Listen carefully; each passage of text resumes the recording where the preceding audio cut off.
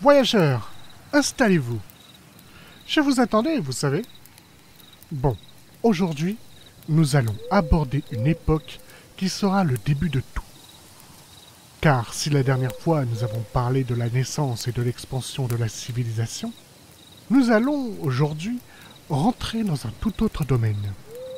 Les vices de la civilisation et les conséquences de ces vices pour les siècles à venir. La dernière fois, nous nous étions laissés au moment où je vous disais que les humains firent un coup d'État. Laissez-moi vous recontextualiser ça. Caracalla, alors empereur de tout le continent, pratiquait une politique de concertation et d'autogérance des provinces. En effet, plutôt que d'imposer des normes applicables à tout l'Empire, il laissait chaque gouverneur local établir ses propres règles pour laisser une certaine marge de manœuvre aux différents peuples à une époque où l'identité culturelle est en plein essor. C'est alors qu'il nomma 2 gouverneurs humains pour administrer la région humaine de Nath. Natalian, gouverneur de toute la région de Nath, conseiller de l'empereur et ex-roi des Carolingiens, nom du royaume humain d'avant l'Empire. Et Paol, gouverneur de la cité de Caris et ex-chef de la tribu des Palolo. Tribu, pour la petite histoire, de guerriers nomades pillards ralliés à la bannière du roi Natalian et utilisés dans son armée avant la soumission à l'Empire. Cette manœuvre politique avait pour but, un peu partout dans l'Empire, de rester à l'écoute des peuplades locales et d'éviter un sentiment de soumission trop pesant. Seulement, c'est précisément ce qui mènera Caracalla à sa perte. Et, plus dramatique encore, ce qui amènera à la perte de son œuvre. Mais une chose à la fois.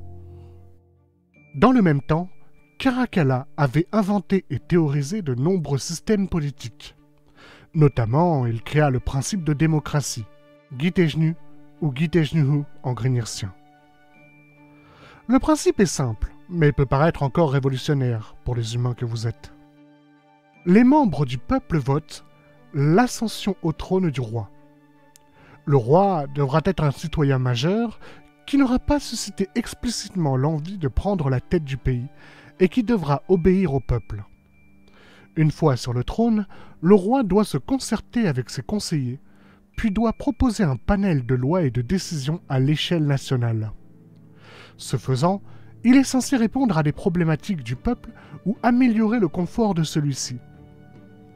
Le peuple vote la loi ou la décision finale.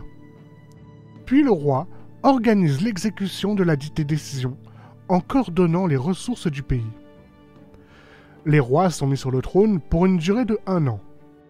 Mais s'il venait à un roi d'ignorer son peuple, le peuple pourrait organiser, par le biais de l'armée, un vote de destitution du roi.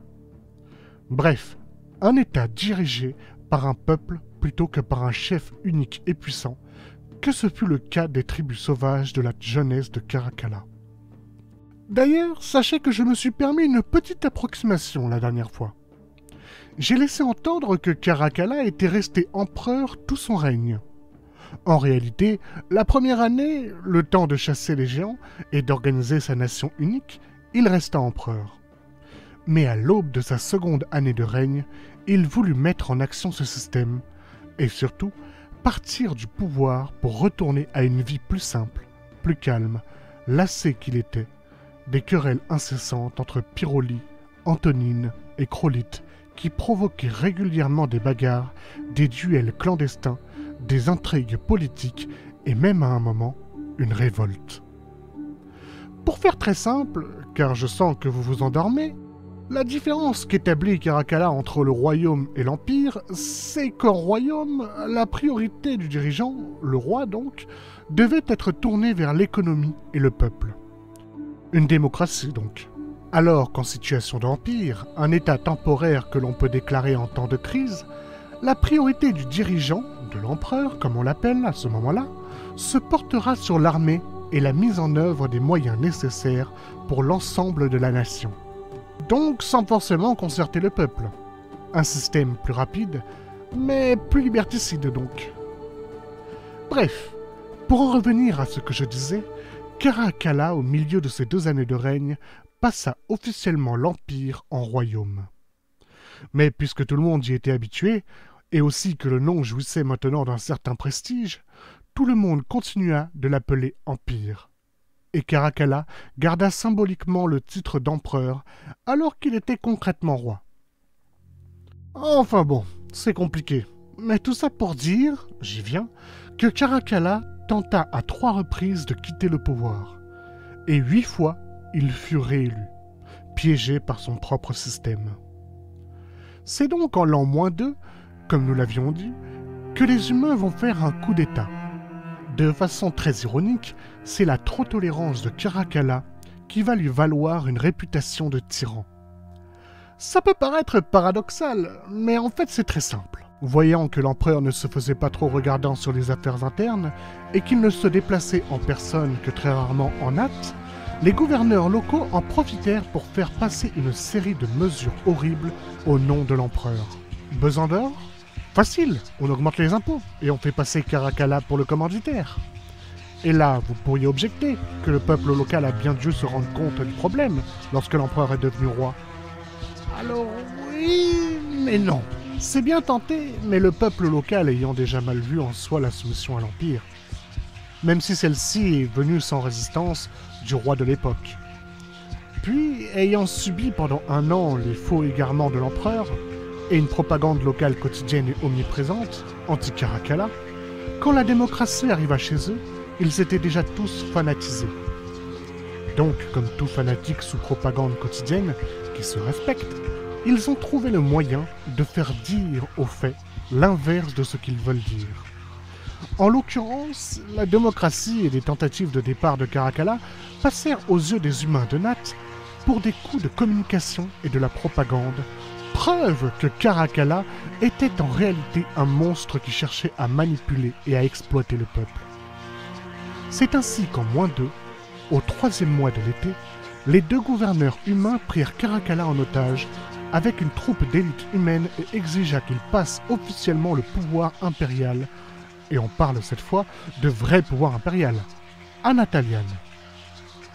Caracalla ne communiqua jamais à ce sujet, mais sa garde rapprochée, également prise en otage, dont faisait partie son fils, raconta longuement comment cette entrevue se passa. Caracalla semblait les attendre, mais pas forcément à ce moment-là. L'instant d'une seconde, il était surpris, mais il a vite reconnu la troupe de sauvages qui se présentait à lui et se détendit vite. Il nous a ordonné de n'opposer aucune résistance et simplement les laisser faire. Le traître humain n'avait pas encore parlé. Quand il parla de sa bouche immonde et narquoise, il a demandé un décret officiel qui le ferait empereur à vie. Caracalla a doucement poussé la lame qu'il avait sur la gorge pour se mettre au niveau de l'humain répugnant. Puis il a dit d'accord.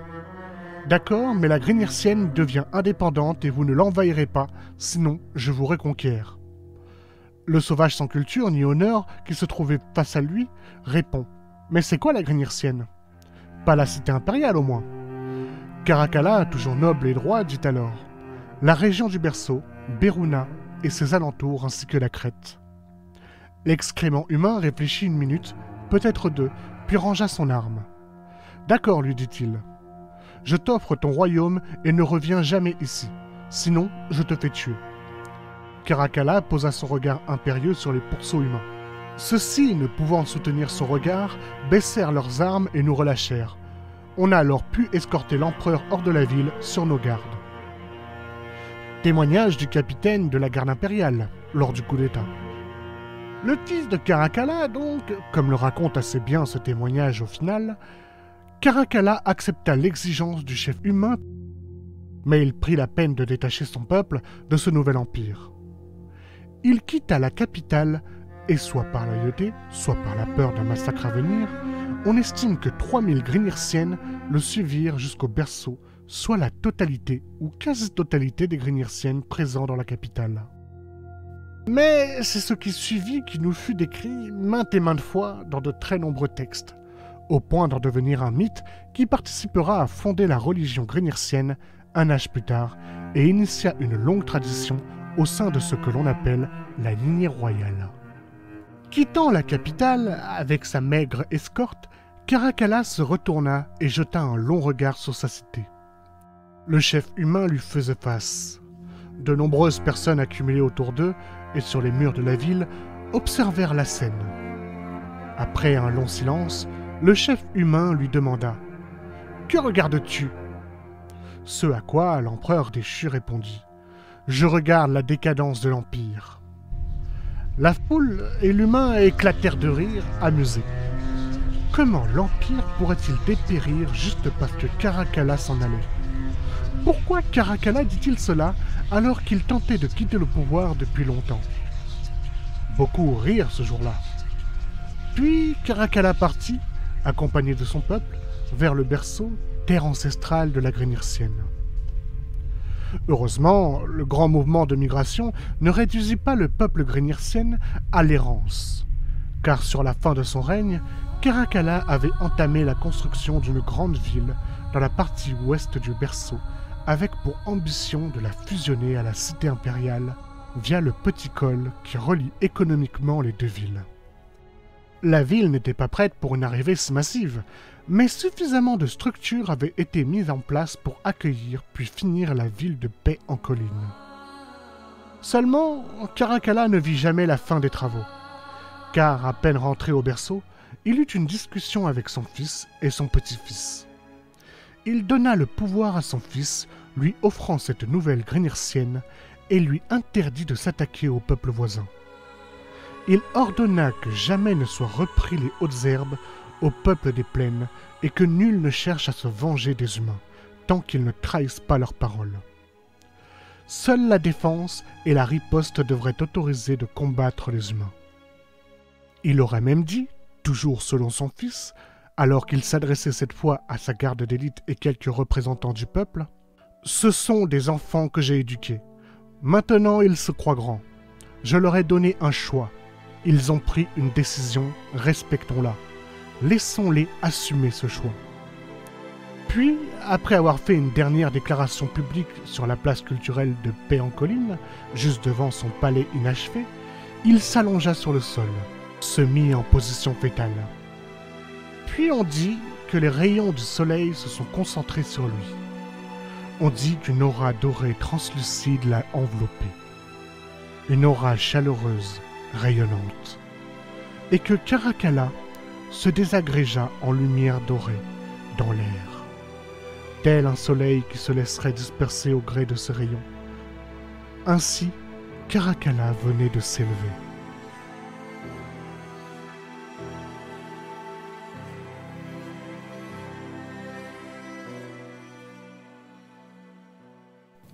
Bien que ce dernier point soit discutable. En effet, à proprement parler, il est physiquement mort. Tout le monde est d'accord là-dessus. Maintenant, seule la croyance spirituelle est venue apporter une réponse à cette façon de disparaître en lumière. Même dans la notion d'élévation, que nous verrons une autre fois, il n'est pas question de désagréger son corps. Mais il est vrai qu'à ce stade, il est difficile de faire le tri entre le fantasme et la réalité. Le peuple d'alors le vénérait déjà de son vivant, comme ce que l'on appelle aujourd'hui un dieu.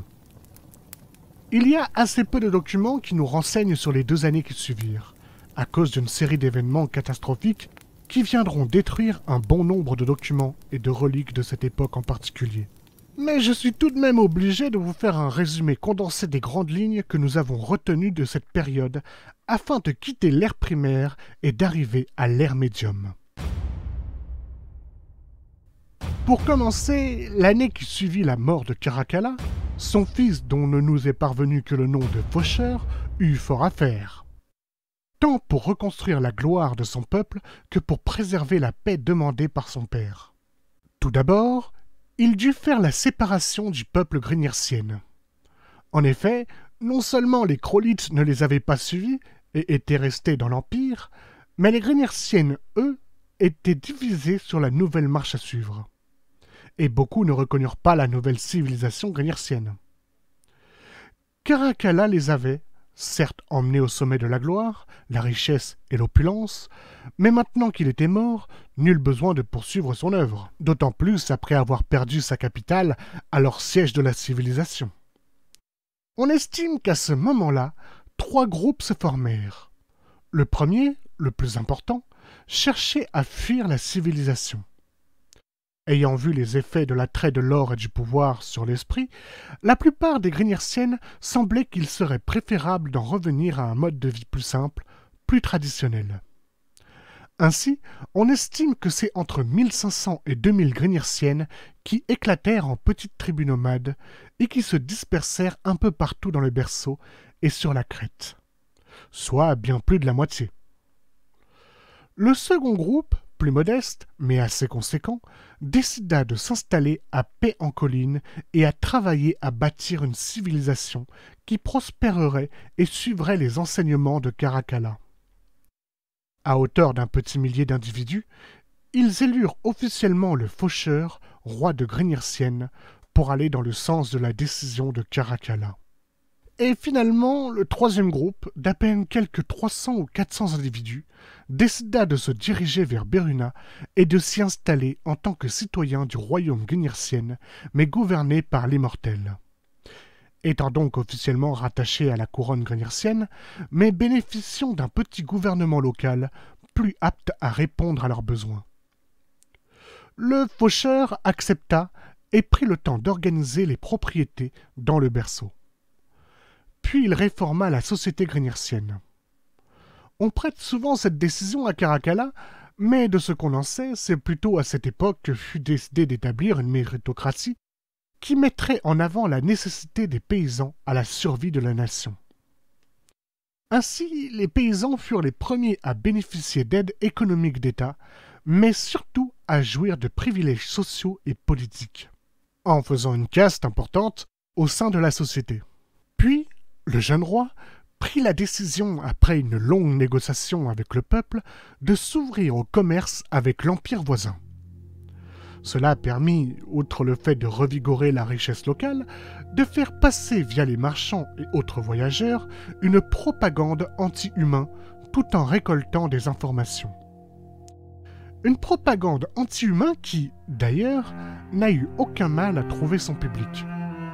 Bah oui, parce que là où Caracalla mettait le confort du peuple au-dessus du reste, en faisant construire routes, égouts, jeux d'arène, théâtres et autres banquets publics, le nouvel empereur, lui, se préoccupait surtout de son plaisir personnel.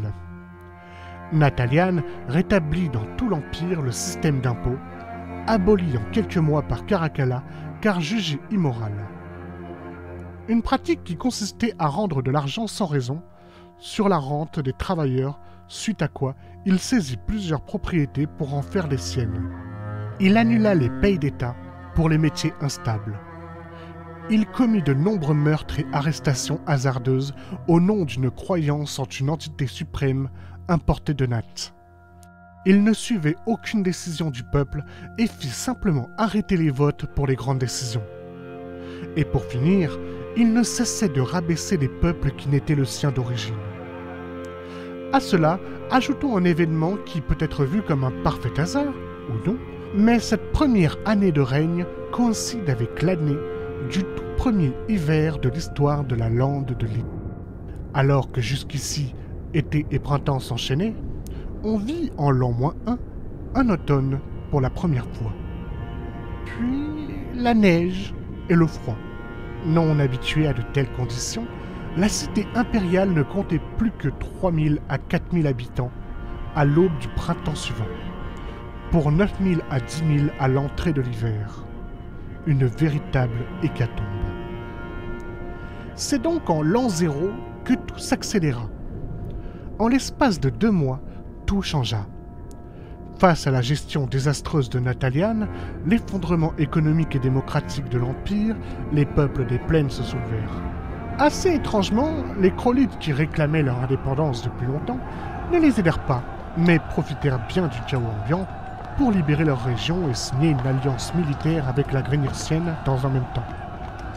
Débordés par la masse furieuse de peuple, qu'ils étaient incapables de battre militairement, les humains ne purent tenir plus d'une journée la cité impériale.